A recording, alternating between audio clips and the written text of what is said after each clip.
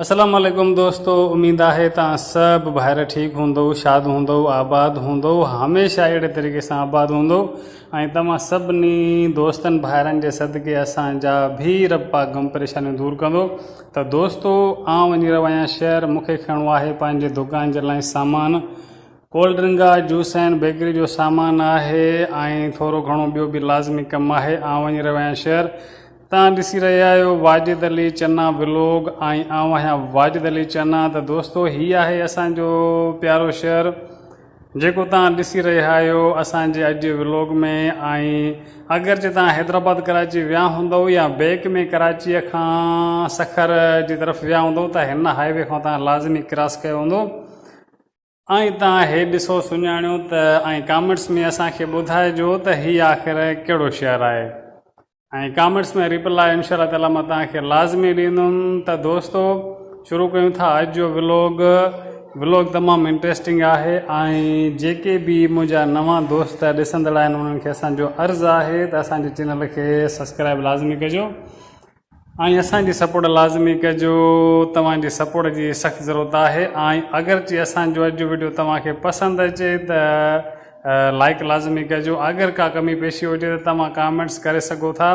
त दोस्तो हीअ आहे असांजो शहर जिथे तव्हां ॾिसो था हर माण्हू पंहिंजे कमकार में लॻियल आहे ऐं रोड डबियल आहे, जॻहियूं ॾिसो, बिल्डिंगियूं ॾिसो, माण्हू ॾिसो, ज़बरदस्त तरीक़े सां सॼो कमकार हली रहियो आहे मालिक साईं जी महिरबानी सां। मौसम बिल्कुलु साफ़ु आहे, किथे किथे तव्हां ॾिसो था त झुड़ आहे। त दोस्तो मां पहुची चुको आहियां पंहिंजे शहर, मूंसां गॾु आहे मुंहिंजो पुटु। असां वञी रहिया आहियूं एजेंसी जी तरफ़, मूंखे खणियूं आहिनि बोतलूं ऐं व्लॉग तमामु इंट्रस्टिंग आहे। वीडियो दोस्तो सभु ॿाहिरि पूरो ॾिसिजो।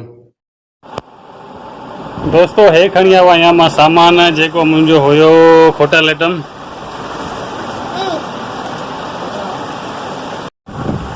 हेलो दोस्तो, मूंखे शहर हुयो ज़रूरी कमु, प्लस में कुझु आइटम खुटल हुया जेके मां पाण सां गॾु खणी आयो आहियां। तव्हां ॾिसो था हे आलू आहिनि, हे बोतलूं आहिनि, प्लस में हे पोली जूस आहे, प्लस में ही कोका जूस आहे। त दोस्तो अॼु जो व्लॉग पूरे ॾींहं जी रूटीन मां तव्हांखे ॾेखारींदुमि, तव्हां रहिजो मूंसां गॾु। दोस्तो असां पचाया आहिनि चांवर, चांवरनि सां गॾु आहे दाल। असांजो खाधो बिल्कुलु आहे तयारु। तव्हां ॾिसी रहिया आहियो जेको असांजो हाल आहे। मौसम बिल्कुलु साफ़ु आहे ऐं आसमान ते हल्का ककर मौजूदु आहिनि, पर असांजी मानी बि बिल्कुलु रेडी ऐं तयारु आहे। मुंहिंजा नंढा बिल्कुलु तयारु वेठा आहिनि त असां हिनमहिल खाईंदासीं दोस्तो मानी। हेलो दोस्तो, हिनमहिल थी रहिया आहिनि तक़रीबन 12:30। असां खाईंदा आहियूं मानी 1 बजे, पर अॼु मां पचाए रहिया आहिनि चांवर। दाल चांवर तमामु बहितरीनु ग़िज़ा गर्मी जे हिसाब सां। ॾिसो गर्मीअ में असांजी हालति कहिड़े तरीक़े सां थी वई आहे, शदीद गर्मी। तव्हांखे मां ॿाहिरि मौसम ॾेखारियां, कड़कदार उस।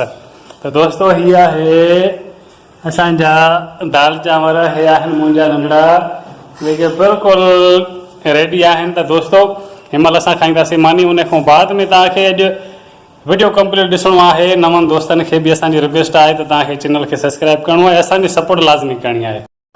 दोस्तो हीअ आहिनि नान खटायूं, तव्हां ॾिसी रहिया आहियो, ऐं हीअ आहिनि प्लस में फूल बिस्किट। ऐं दोस्तो हीअ आहिनि वटा केक, हीअ आहिनि तोश। हीअ मिलंदो आहे असांखे 95 रुपया, असां हलाईंदा आहियूं 100 रुपया। हीअ मिलंदो आहे 95 रुपया, असां हलाईंदा आहियूं 100 रुपया।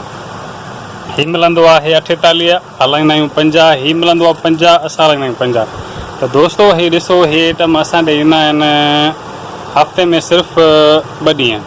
मां तव्हांखे ॾेखारिया इहे बिस्किट आहिनि, हफ़्ते में असां ॾे 2 ॾींहं 2 टे में ईंदा आहिनि, यानी कि अरबा प्लस में आचर जो ॾींहुं। इहे घुराईंदा आहियूं, 50 ते मिलंदो आहे, तोश 50 में ॾेई छॾींदा आहियूं। वटो केक आहे जेको मिलंदो आहे असांखे 48 रुपया, 2 रुपया बटंदा आहिनि, 50 रुपये में ॾेई छॾींदा आहियूं। नान कटाई बिस्किट आहे 95 रुपये मिलंदो आहे, 100 रुपये में ॾेई छॾींदा आहियूं। माण्हू चवंदा आहिनि तमामु घणी बचत आहे, पर बचत काई बि कान्हे। इन सम्झो त असां हिकु अवाम जी ख़िदमत करे रहिया आहियूं। कमाई करियाना में एतिरी आहे ई कान जेतिरो माण्हू चवंदा आहिनि त एतिरी कमाई आहे। मिड़ई बसि कम खे हलाइणो आहे, बाक़ी वॾी काई बि बचत कान्हे।